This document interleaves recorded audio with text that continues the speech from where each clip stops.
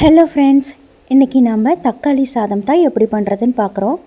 ஒரு குக்கரில் தேவையான அளவு ஆயில் ஊற்றிட்டு பிரியாணி எசன்ஸ் போட்டு நல்லா பொரிஞ்சதும் வெங்காயம்,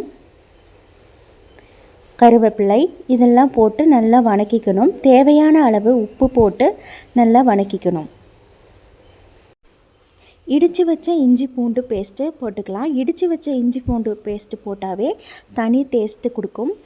4 தக்காளி எடுத்திருக்கேன். 4 தக்காளி நல்லா பழுத்த தக்காளியாக குட்டி குட்டியாக கட் பண்ணி வச்சுருக்கேன். அதை ஆட் பண்ணி நல்லா வணக்கிக்கணும். பச்சை வாசம் போகிற அளவுக்கு நல்லா வணங்கிக்கணும். மஞ்சத்தூள் 1/4 டீஸ்பூன், மிளகாய்த்தூள் 1 ஸ்பூன், கறி மசாலா 1/4 ஸ்பூன் போட்டு நல்லா வணக்கிக்கோங்க. இந்த மசாலாஸ்லாம் அந்த தக்காளியில் நல்லா இறங்கி வர அளவுக்கு நல்லா வணக்கணும். நல்லா வணங்கினதுக்கப்புறமா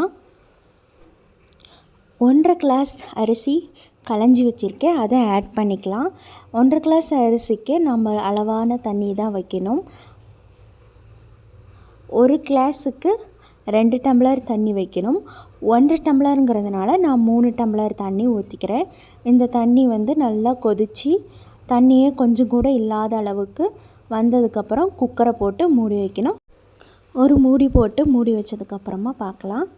இப்போ பாருங்கள், கொஞ்சம் லைட்டாக தான் தண்ணி இருக்குது. இந்த ஸ்டேஜில் குக்கரை மூடிட்டு ஒரு விசில் வந்ததுக்கப்புறமா 5 மினிட்ஸ்க்கு அப்புறம் ஓப்பன் பண்ணி பார்த்தோம்னா பிரியாணி ரெடி. பாருங்கள், நல்லா உதிரியாக அழகாக வந்திருக்கு. நீங்களும் இதே மாதிரி செஞ்சு பாருங்கள். என்னோடய சேனலை சப்ஸ்கிரைப் பண்ணுங்கள்.